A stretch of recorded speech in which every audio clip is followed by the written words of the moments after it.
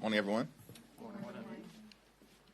Next week throughout America, families will be gathered together at the dining room table, and millions of Americans are going to experience sticker shock as they prepare for Thanksgiving. The Trump administration itself acknowledges that the cost of turkeys has gone up 40% since last November. Grocery costs are through the roof, housing costs out of control, electricity bills through the roof. And the Trump administration and Republicans here in Congress continue to refuse to extend the Affordable Care Act tax credits. That means that tens of millions of Americans are about to experience dramatically increased premiums, copays, and deductibles.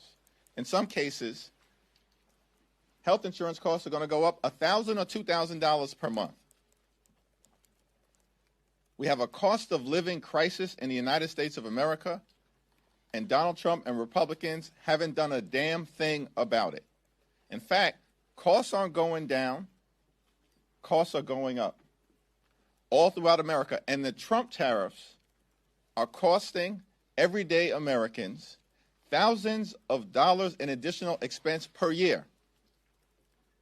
Now, House Republicans are on vacation for 7+ weeks, a taxpayer-funded vacation, until they were forced to crawl back into town.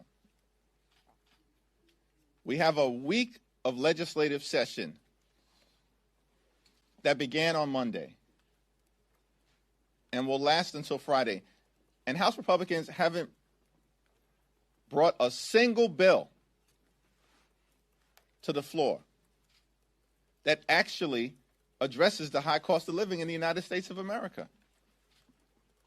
It's perplexing. What is wrong with these people? What did they not get from their shellacking 2 weeks ago all across America, up and down the ballot, in state after state after state, where the American people have made clear we don't support Republican extremism. Republicans have done nothing to make our life better. And we're thankful for Democrats for continuing to lean in to driving down the high cost of living. And now we're in the midst of this health care affordability fight. And Donald Trump's response to it is, let's repeal the Affordable Care Act. No credible plan to make health care more affordable for the American people. Donald Trump's plan, adopted by House Republicans, is let's repeal the Affordable Care Act, and we're going to continue to refuse to extend tax credits that make health care more affordable for working-class Americans, middle-class Americans, and everyday Americans. House Democrats are going to continue to stand on the side of the American people. Our fight will be to continue to lower the high cost of living, to address the Republican health care crisis, fix our broken health care system, extend the Affordable Care Act tax credits, and actually do things that are designed to make life more affordable for the American people. Questions? Leader Jeffries. Manu? During the very high-profile Michael Cohen hearing, Stacey Plaskett was in direct communication with Jeffrey Epstein, and this was after he pleaded guilty to sex crimes. This is after the Miami Herald investigation into all these heinous acts. So why, as a Democratic leader, why are you okay with that? I expressed my position on the floor yesterday. My statement speaks for itself. In a bipartisan way, the resolution that was introduced targeting Stacey Plaskett was defeated. And it was defeated for several reasons, including the fact that it was a dramatic overreach related to throwing her off her committees. But what about Democrats? her actions? If you're going to ask a question, you got to let me answer. Democrats and Republicans defeated the censure. Stacey Plaskett has made clear her position as it relates to Jeffrey Epstein repeatedly, and her words speak for itself. She said, quick, I'm next. Thanks. I'm up next. Thank you, Leader. Now, following up on that, should Plaskett be sent to ethics, and should there be an ethics investigation? There was a vote on that yesterday. My vote speaks for itself. Republicans decided not to go down that road. Thanks. Yeah, have you met with MBS yet? And if so, what was discussed? And if not yet, will you be? I was part of the bipartisan meeting hosted by the Speaker this morning. I asked the Crown Prince about his views relative to a just and lasting peace between Israel and the Palestinian people, and his views as it relates to the importance of a two-state solution. The Crown Prince reiterated his view that a one-state solution in Israel is impractical, and that the best path forward, of course, involving the reconstruction of Gaza, is to eventually find a robust path toward a safe and secure Israel, living side by side in peace and prosperity with a Palestinian state. I support that position. I think we'll continue to stand by the special relationship between our two countries. It's incredibly important.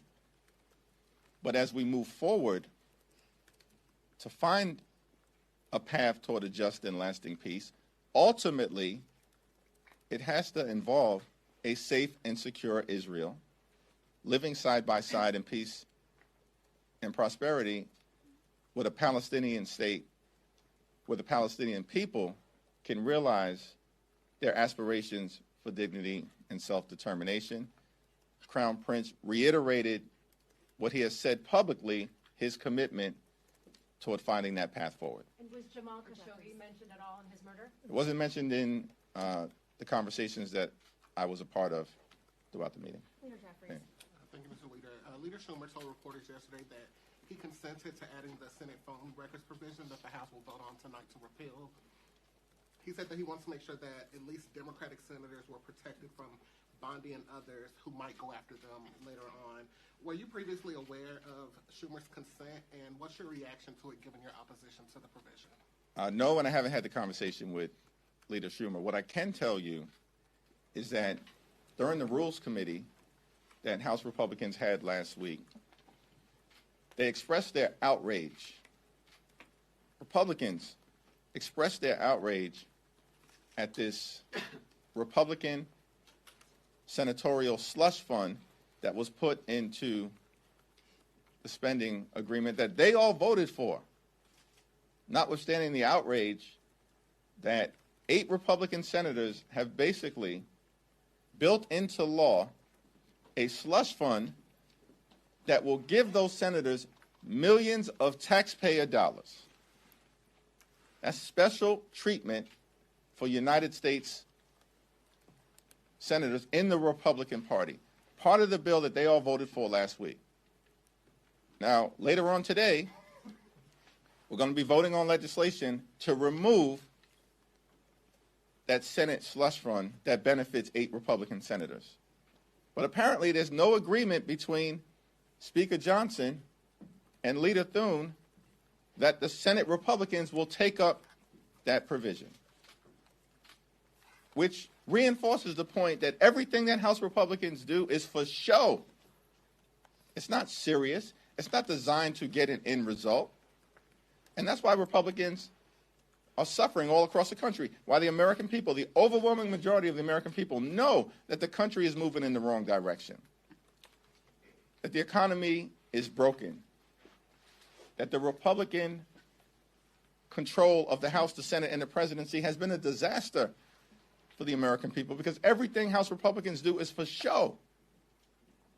They can't even get a commitment from Senate Republicans to take up legislation to remove this multi-million-dollar taxpayer-funded slush fund to benefit corrupt Republicans in the Senate. It's time for the House to start to actually do things that matter for the American people in the middle of a cost of living crisis that's devastating hardworking American taxpayers all across the country. But Republicans throughout this week have shown zero interest in making life better for everyday Americans. They continue to be all about the wealthy, the well-off, and their well-connected GOP donors. Thanks. Back. Yep. Thank you. On the Affordable Care Act, Democrats are, obviously you say you want an extension of the tax credits.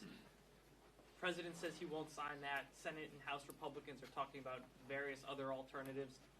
Is there a potential for compromise here? And if so, where does that originate from? Because it seems like the parties are talking past each other. Right? We're in the middle of open enrollment right now, so tens of millions of people all throughout the country realize that their health insurance premiums are skyrocketing because of the Republican refusal to extend the Affordable Care Act tax credits. And during the Trump Republican shutdown, we repeatedly indicated that we want to work together in good faith with the other side of the aisle to address the Republican health care crisis. And Leader Schumer even offered a very reasonable proposal, which is a one-year extension of the Affordable Care Act tax credits and then a bipartisan commission to discuss fixing our broken health care system moving forward that Republicans continue to devastate. And Republicans refuse to take yes for an answer. And so at this moment in time, the House Democratic position is very clear, very simple, very easy, very straightforward. A 3-year extension of the Affordable Care Act tax credits before they expire on December 31st of this year. If Republicans refuse to act, the American people will understand why their health insurance premiums are through the roof and why tens of millions of Americans will no longer be able to go see a doctor when they need one. Leader Jeffries. Thank you so much, Leader Jeffries. House Oversight Chairman Comer said yesterday on the floor that you had Jeffrey Epstein over for dinner and took money from him back in 2013. This was after he was on the sex offender list. Any comment on that? And will you be holding members accountable regardless of party affiliation if there were any misdeeds related to the Epstein file? Was that a serious question or a serious statement from malignant clown James Comer, that I had Jeffrey Epstein over for dinner, that I accepted money from Jeffrey Epstein? What's extraordinary to me about the clown show on the other side of the aisle is that they lie with impunity on things that are objectively verifiable. And why do they do that? It's because for months, Republicans have been burying the Jeffrey Epstein files. Not Democrats. Our view continues to be the same.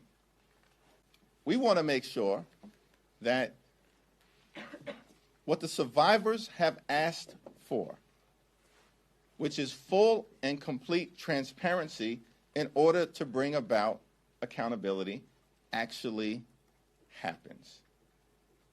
And Congress decisively and in a bipartisan way acted yesterday with respect to the release of the Jeffrey Epstein files. That's a victory for the survivors and a victory for the American people. And Donald Trump needs to sign that bill into law expeditiously. Thanks. Some Republicans have implied that there's been a backdoor deal made for those Republican votes yesterday on the Plaskett censure in return for not bringing up a Corey Mills censure. Do you have any response to that? And was there a backdoor deal made there? What Republicans have suggested that? Who else? Mace. A couple other women. Yeah, the only thing that I can say is that Democrats are not going to unilaterally disarm. And there's a long list of Republicans worthy of censure. A long list of Republicans.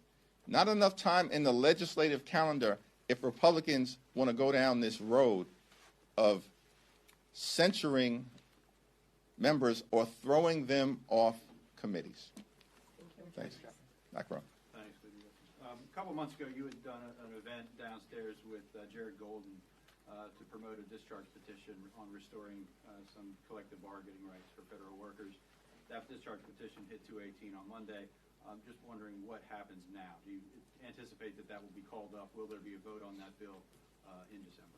Well, Speaker Johnson is required, pursuant to the discharge petition, to set in motion an up or down vote on restoring collective bargaining for hardworking federal employees. And that's a bipartisan discharge petition that will trigger that vote. So we know the votes exist in the House of Representatives.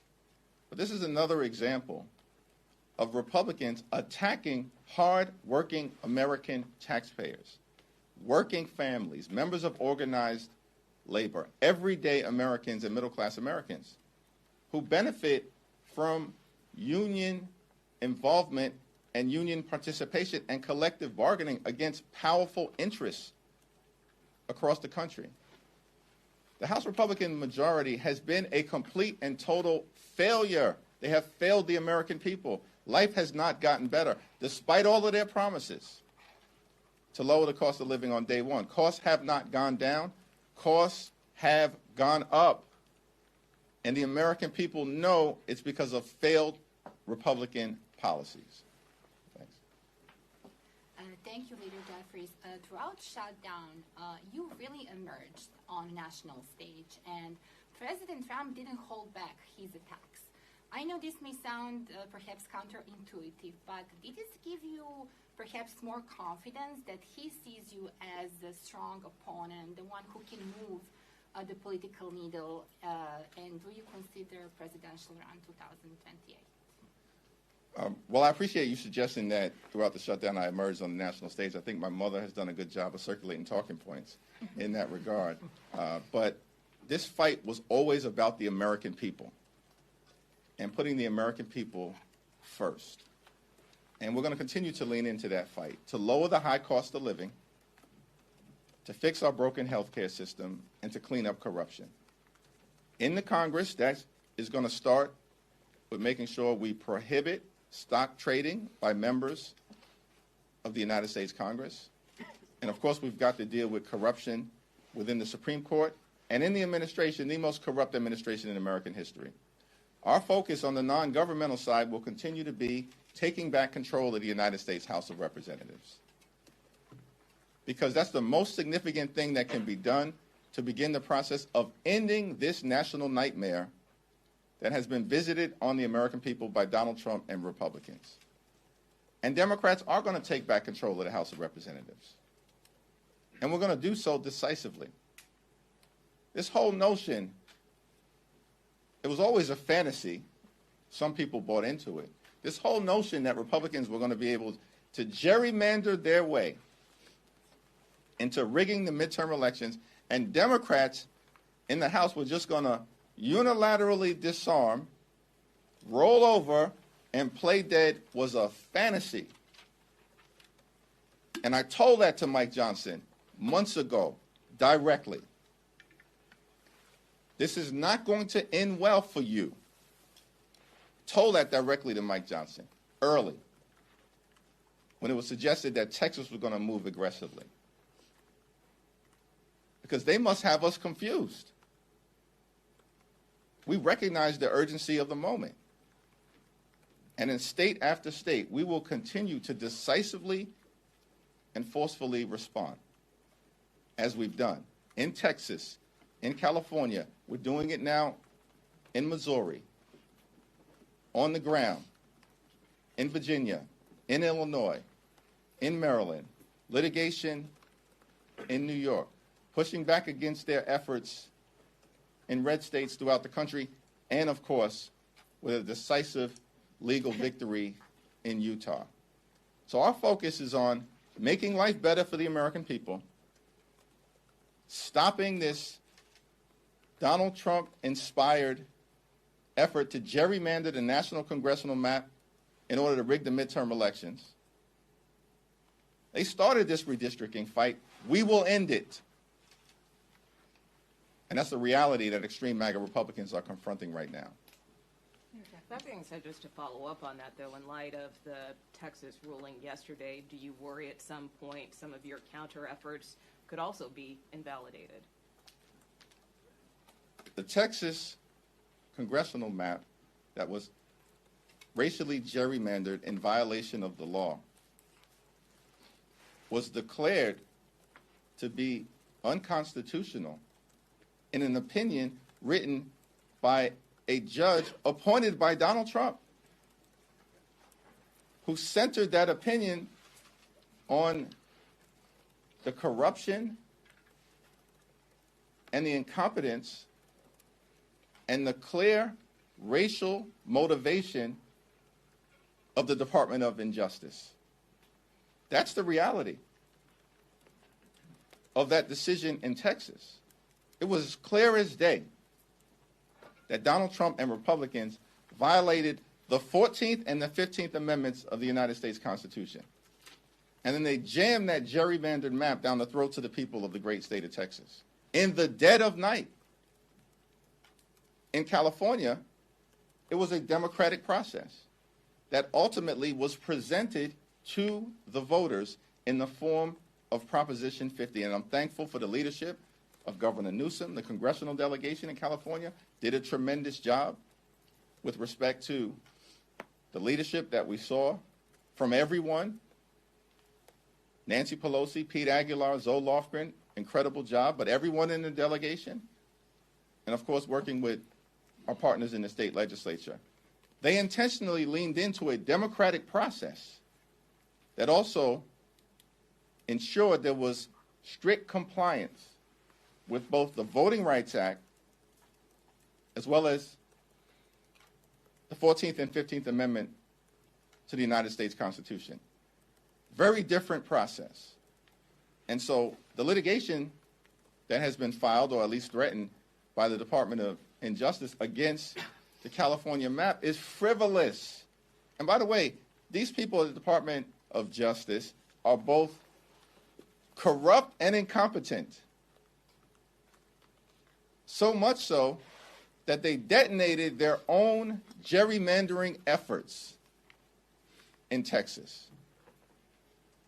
And because Texas has fallen, these people are now in full panic mode because they've set in motion a process that is not going to work out well for them in the end. Thanks.